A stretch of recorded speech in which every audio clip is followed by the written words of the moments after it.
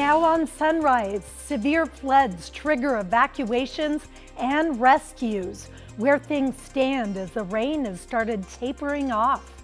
Plus, holiday travel is on. Which days will be the busiest at PDX this week? Your news starts now.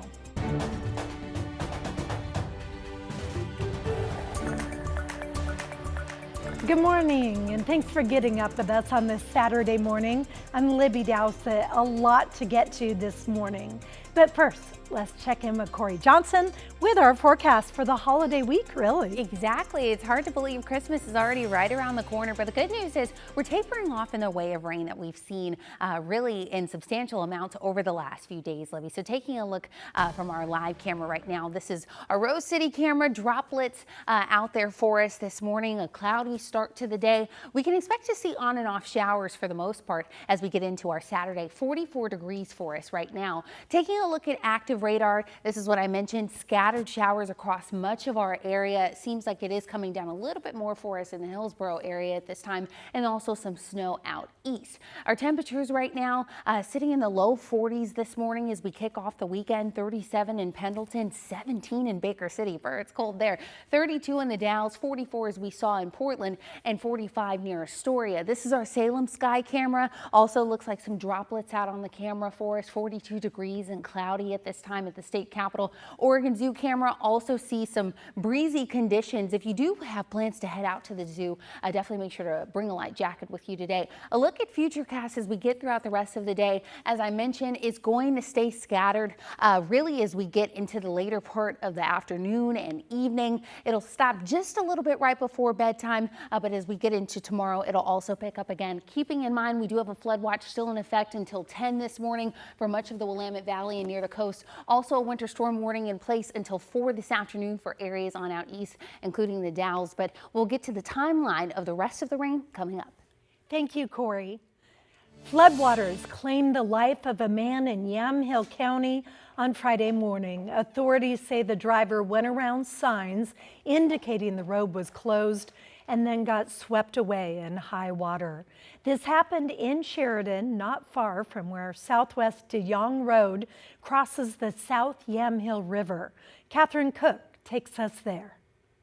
About a quarter mile beyond these signs, this road turns into what looks like a raging river, a powerful and now deadly flood. Authorities are begging people to heed these signs here and anywhere they put them up. Nightfall after a sobering day in Yamhill County. Road closure signs halted drivers in several spots after floodwater jumped the banks of the South Yamhill River. In Sheridan, these signs warned away drivers on DeYoung Road. But Friday morning, authorities say one man drove around them and into danger. I mean, it's just a tragedy all the way around. Yamhill County Sheriff Sam Elliott says the 52-year-old man from Amity drove through this fast-moving water and died. We ask for permission to show you a closer view of how powerful the water still is. Witnesses say the man's car drifted away in this. At one point, he got out, only to disappear in the water and drown. I'll just re-encourage folks in the community to be trustful of the signs that have been posted. Encourage people not to go past the road closure or high water signs for their safety. It floods every year. It's just how bad. Robert Wilson lives next to the closure. He says every year this area floods at different places and depths along the road, making it even more unpredictable and dangerous. By the time the water's going over these roads, it's moving. It's not like you're just in a lake with a puddle. Sheriff's officials say a water rescue team from the Salem Fire Department and a Yamhill County resident with swift water training recovered the victim's body. Officials are heartbroken and hope others will always recognize and obey these signs whenever and wherever they're up. The water is still completely over the road down here to the north, and the road is still closed. In Sheridan, Catherine Cook, KGW News. Clackamas County saw the brunt of the flooding with hundreds of evacuations and rescues involving ropes and rafts. The floodwaters are now receding with the vast majority of people able to return home. Our team coverage continues with Alma McCarty. Early Friday, the Clackamas River spilled over its banks.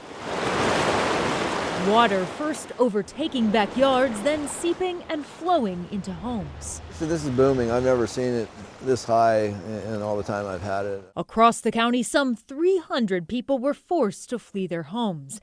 And in this drone video shared by the Clackamas County Sheriff's Office, rushing waters from the nearby Malala River surrounded a pickup truck with a family including 4 children inside. Rescue teams using ropes and a raft to pull them all to safety.